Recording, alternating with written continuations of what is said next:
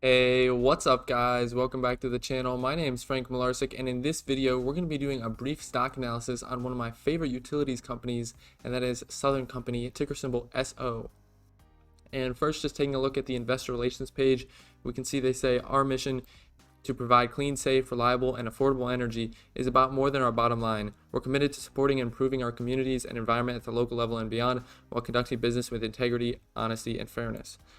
So they basically are a utility company, but as we're going to see here, they have a lot of different subsidiaries, sort of, and just a lot of different ways that they make money, I guess, in the general southeast of the United States. So their main subsidiaries are Georgia Power, Alabama Power, and then Mississippi Power.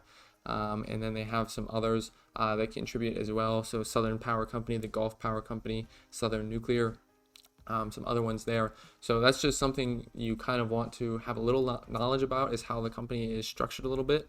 So that's something I just find interesting. And then we're going to look at the earnings release from the first quarter of 2021. And this was released on April 29th. So they say right here that Southern Company reported first quarter 2021 earnings of $1.14 billion or $1.07 per share, which was compared with $868 million or 82 cents per share in the first quarter of 2020. So right off the bat there, pretty nice increase. I think that's around 25%. So that's pretty cool to see.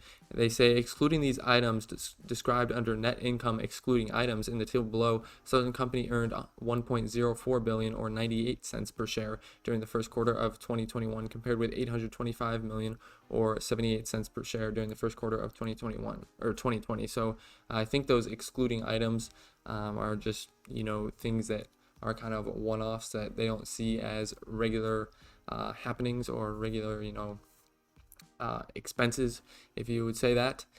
So they just list here their income, 1.135 billion compared to 868 million last year, and then they had some losses on the plants under construction, which makes sense just because of the plants that they do have under construction are pretty big, which we're going to see, and then just some other things here, and they break it down to the net income excluding items as just over $1 billion, like we see. They say earnings drivers for the first quarter of 2021 as compared with 2020 were robust customer growth, higher residential sales, and colder weather partially offset by lower commercial and industrial sales. And they say Southern Company experienced a strong start to the year, said Chairman, President, and CEO Thomas Fanning. The economies in our service territories are starting to recover from the COVID-19 pandemic. Customer demand is improving faster than we anticipated. Importantly, programs we implemented to keep customers connected during the pandemic, including alternative payment arrangements, have helped those in need of assistance. As we have continued to reliably provide for their energy needs, I'm extremely proud of our employees and the ways we have partnered with our communities during this time. They list revenues for the first quarter were 5.9 billion, which was compared with 5 billion for the first quarter of 2020, which is an increase of 17.8%. But they do say this increase was mostly just due to colder weather and higher fuel costs. So in those cases, they're going to have more revenues. And from the higher fuel costs, they're just going to have to pay those higher fuel costs. So that revenue, those higher revenues don't really translate to higher profits at all when it's just a higher fuel cost.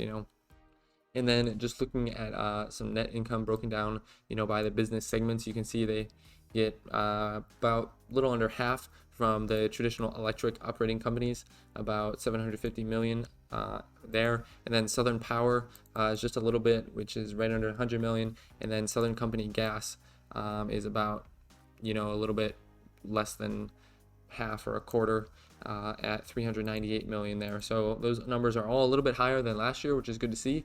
But it's just, I think, interesting to look at that breakdown there.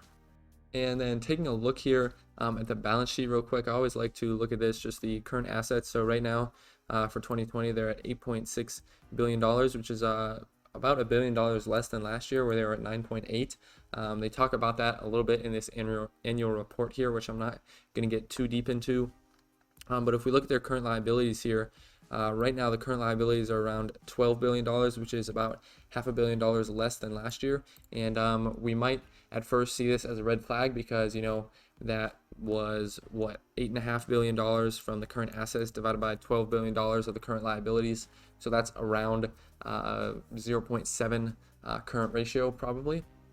And so usually something under 1 there is not a good thing, but it's definitely important to consider the sector.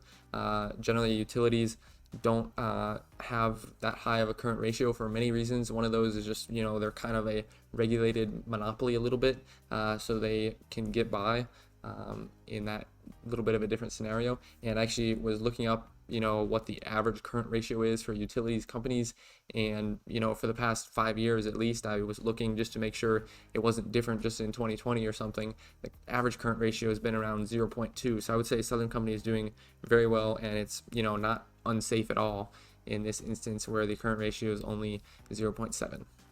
And this is just a little fact sheet about the company.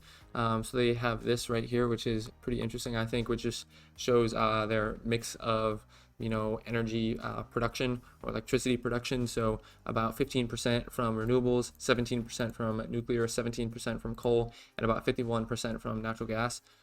So I think that's pretty diversified, and I'm hoping to see that nuclear go up pretty significantly over the next 5 or 10 years, just because they have been building those 2 big nuclear power plants in Georgia, I believe. So those, I think, should be coming online. One is supposed to come online at the end of 2021, but I think it's going to be delayed a little bit. And then the next one was supposed to come online at the end of 2022, and that one will probably be delayed a little bit.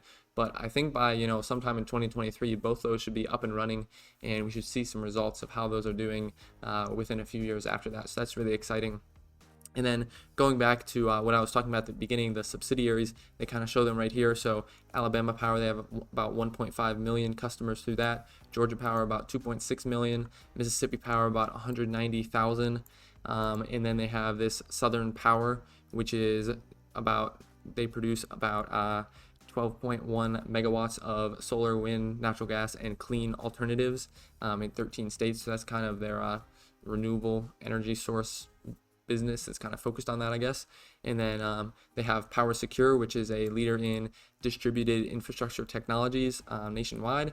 And then they have Southern Nuclear, which is a leader in nation's nuclear energy. Obviously, that is part of what is pushing forward these 2 nuclear plants in the next few years. And then they have Southern Link, which is just a wireless communications service. And then on the right here, they also talk about Southern Company Gas, in which they have about 4.3 million natural gas customers in Georgia, Tennessee, Illinois, and Virginia. So of course, we're going to take a look at the dividend real quick. Right now, the yield is right around 4.1%.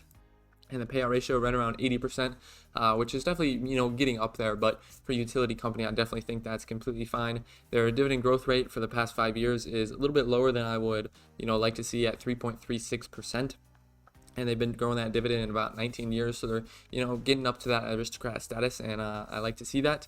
And we should have just gotten a dividend from them today, the day I'm recording this, which is June 7th. This video should be coming out tomorrow, but that's super exciting. We just got a dividend today from them.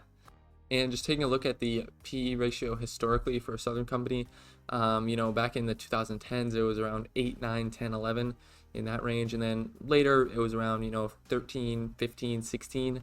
So a little bit higher in the later 2014 through 16, and then recently in 2018 it was down around 14, 13, 11, 15, and then just recently in 2020 it's gotten up to 18, 19, 20, and it's sitting around 20.34 right now. So right now we're just looking at the average PE ratio for the utility sector as a whole, and you can see right here that the average, at least for the regulated utilities, which is what Southern Company is and what the vast majority of utilities are, is right around 22.59. So Southern Company is definitely a little bit under that. But looking at the stock price chart as well, from the past year, obviously they're up a pretty fair bit. They were down around $50 almost in June of last year.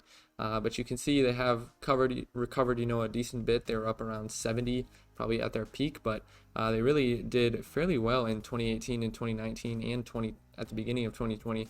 So you have to take that into consideration as well. I think I definitely would have loved to get in, in 2017 or 2018, but I'm happy with where I'm at right now. As you'll see, it's one of my biggest positions, so I'm definitely not going to be adding anytime soon, and we can look at my position right now. So you can see right here that I have about 1.43 shares currently, and these shares are valued around $92.28. So it's getting close to that $100 mark. That would be pretty cool, which is 6.1% of my portfolio currently. They're going to pay me a dividend of around 3.7 dollars every year, $3.77, and that's a yield on cost for me of almost 4.5%, which is super exciting. That's a great yield.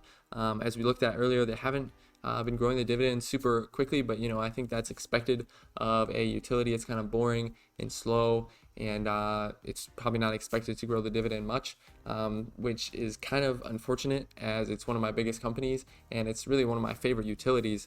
And I'm been talking about trying to get my CAGR up a little bit more, but for now we're definitely keeping this position. We're not going to be adding to it anytime soon, because I do want to just work on those higher CAGR companies for now, for the next year or two at least. So I would love to hear if you guys own any Southern Company. I think it's sort of one of the underlooked utilities. I think a lot of people definitely own it, but I would say Duke and NextEra Energy are probably a little bit more popular. But I personally like Southern Company a lot, especially like the direction they're going with the nuclear power plants. That's something that I've probably said on this channel many times, but I'll keep saying it. That's something I do like about the company a lot. And I've also done a video in the past on ExxonMobil stock. It's definitely not as clean energy as Southern is quite yet, but I'll leave a link to that right up here if you guys want to check it out. I think that would be a great next video for you to watch, and I just want to thank you for watching this video. It really means a lot, and it's helping out the channel a lot, and I appreciate that, and I will see you guys in the next one.